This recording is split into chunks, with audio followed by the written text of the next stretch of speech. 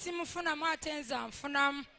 Ekisinza okumala amaanyi kimala sizoni ewedde twalima ne tukungula obukadde 4 nenjagala twawule ssente n'agaana. We n'agamba ayagala kugula mmotoka nendaba ng'alemeddeko sobola okutwala obulamu bwange nenzikiriza mmotoka n'agigula. Kyasinza okumala amaanyi nendaba nti nze sifunamu ngenda kwavuwala bwe naalemera ku muntu oyo. Eggalagi n'agizimba owuwe ewaali bulungi.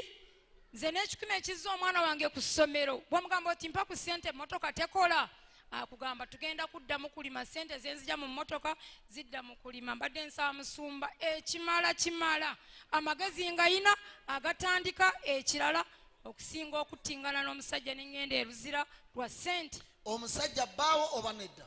Is he your husband or not? Wanje? Yankwana Bukwanyi. He just vibed him. Omulinamu abaana? Simuyinaamu mwana. Alina omukazi omulala? Does he have a wife? Babiri. Kati gwe n'olima naye ne mukungula obukadde 4. Simanyi kintu kindiko. Teyakuwako yadde n'ekikumi? Wadde n'ekikumi ssente yampako obukadde 2 bwe nkozesa. N'agamba mudde mulime. Then he told you to go again for mmotoka farming. eyo tekola ssente tompaayo mitwalo 10 akugamba olaba nkusaba ssente z'okulima tugenda kulima tugenda kugabana ku season ejja naye nendaba nti simanyi kindiko musumba banenjagala ekimala siddamu kukwatagana naye.